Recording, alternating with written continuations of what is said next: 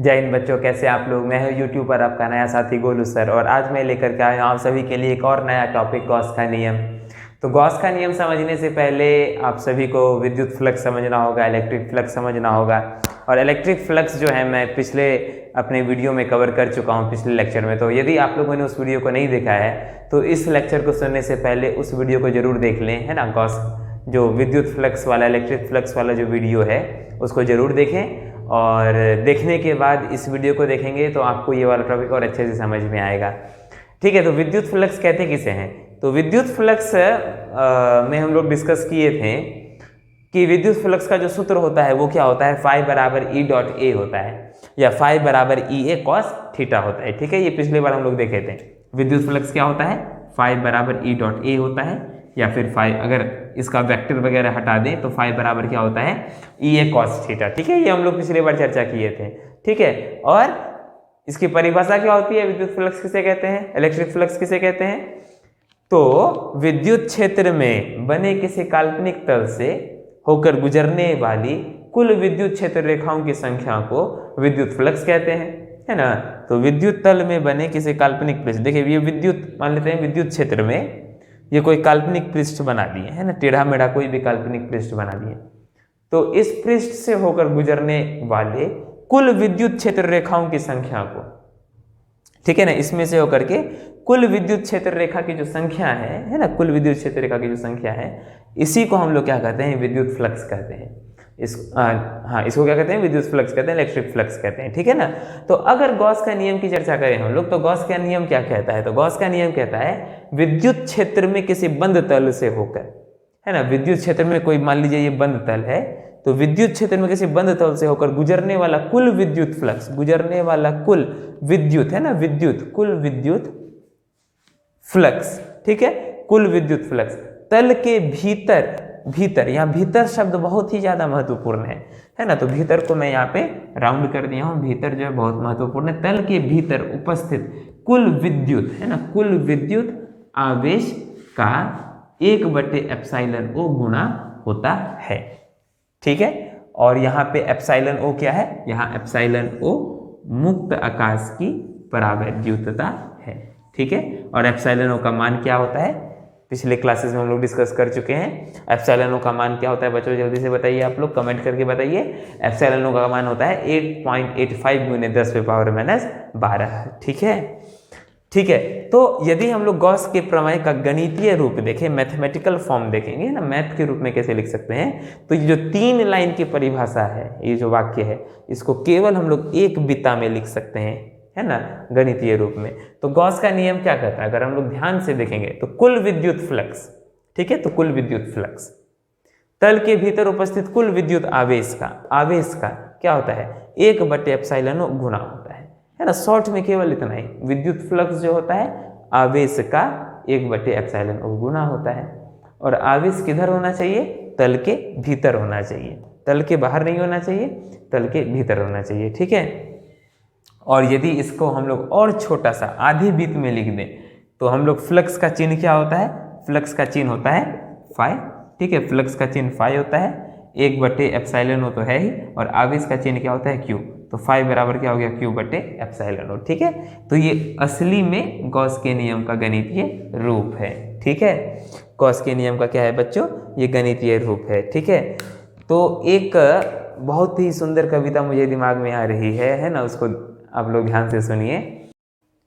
बहुत ही सुंदर कविता है। सूरज जैसा बनना है तो सूरज जितना जलना होगा, नदियों सा आदर पाना है तो पर्वत छोड़ निकलना होगा।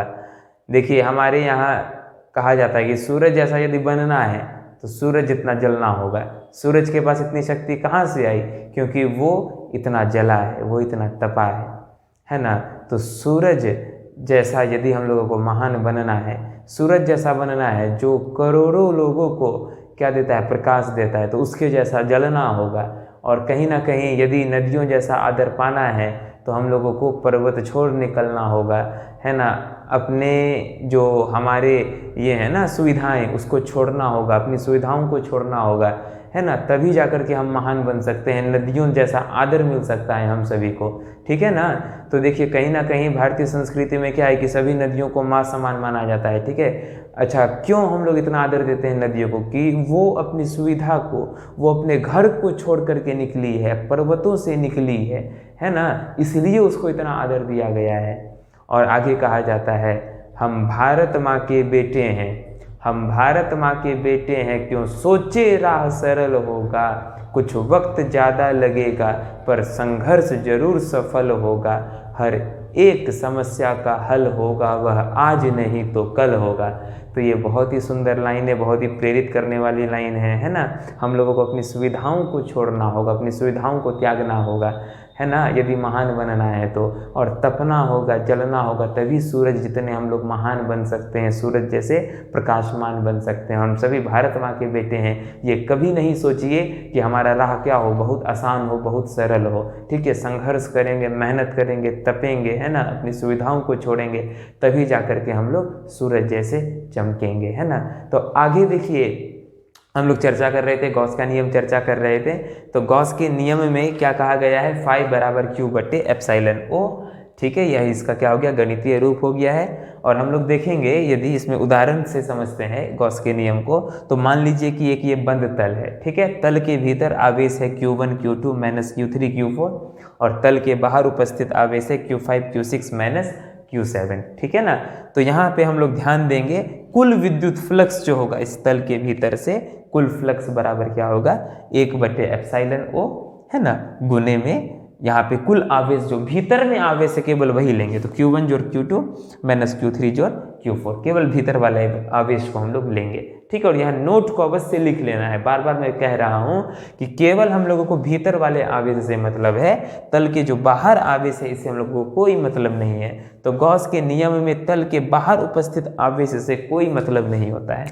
ठीक है ना, बाहर उपस्थित आवेश से, है ना, कोई मतलब नहीं है, कोई मतलब नहीं है। ठीक है, किससे मतलब है, केवल तल के भीतर जो आवेश है केवल उसी से हम लोगों को मतलब होता है। ठीक है, तो ये बात हम लोग अच्छे से जानेंगे। ठीक है, इस पे एक क्वेश्चन बहुत ही बार पूछा जाता है। ठीक है, गॉस के नियम पे एक क्वेश्चन जो है ऑब्जेक्टिव में भी पूछा जा सकता है, या कई सारी परीक्षाओं में भी पूछा जाता है। ठीक है, तो आप सभी के सामने मैं यह प्रश्न रखता हूँ। ठीक है, आप लोग विचार करिए। मान लीजिए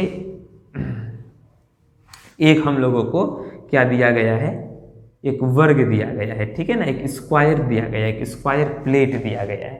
ठीक है, ध्यान दीजिए, हम लोगों को एक स्क्वायर प्लेट दिया गया है।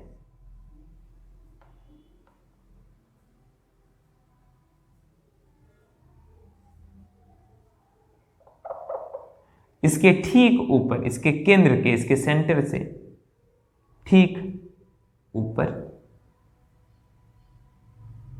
एक आवेश को रखा गया है। ठीक है ना, तो ये जो स्क्वायर प्लेट है ना, ये एक वर्गाकार प्लेट जो है, इसके केंद्र के ऊपर, है ना, ये इसका केंद्र है, इसके ऊपर कितनी दूरी पर, मान लेते हैं कि a दूरी पर, है ना, केंद्र से a दूरी पर एक आवेश रखा गया है। तो पूछा गया है ना, कि इस स्क्वायर प्लेट से होकर के कुल विद्युत फ्लक्स क्या होगा, है ना, इस स्क्वायर प्लेट से होकर के कुल विद्युत फ्लक्स क्या होगा। ठीक है ना, तो इस स्क्वायर प्लेट से होकर के कुल विद्युत फ्लक्स बताना है। तो देखिए, विचार करिए कि कैसे बनाएंगे। इसी प्रकार के जटिल क्वेश्चन को गॉस का नियम बहुत आसान बना सकता है। देखने में ये बहुत जटिल प्रश्न लगेगा कि आवेश दे दिया है और कुल विद्युत फ्लक्स बताना है इस प्लेट से होकर के, है ना, बहुत जटिल लगेगा। लेकिन यदि गॉस का नियम लगाएंगे तो कितना आसान हो जाएगा ये देखिए। तो इस स्क्वायर प्लेट से होकर के कुल विद्युत फ्लक्स पता करना है। तो हम लोग क्या करते हैं, मान लेते हैं कि यहाँ एक बड़ा सा क्यूब है। क्या मान लेते हैं कि यहाँ बड़ा सा क्या है, क्यूब है। ठीक है ना, एक बड़ा सा मान लेते हैं क्यूब है ऐसे करके। ठीक है, ऐसे करके क्यूब मान लेते हैं, और इस क्यूब के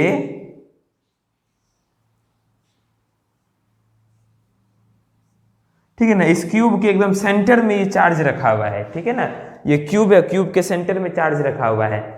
तो कुल विद्युत फ्लक्स क्या हो जाएगा, पूरे क्यूब से होकर के, गॉस के नियम से कुल विद्युत फ्लक्स क्या हो जाएगा, गॉस के नियम से पूरे क्यूब से होकर के विद्युत फ्लक्स हो जाएगा Q बटे एप्सिलॉन ओ। और क्यूब में कितने सतह होते हैं, क्यूब में कितने सतह होते हैं, क्यूब में कुल सतह होता है 6, कुल फेस कितना होता है, 6 गो फेस होता है कि नहीं।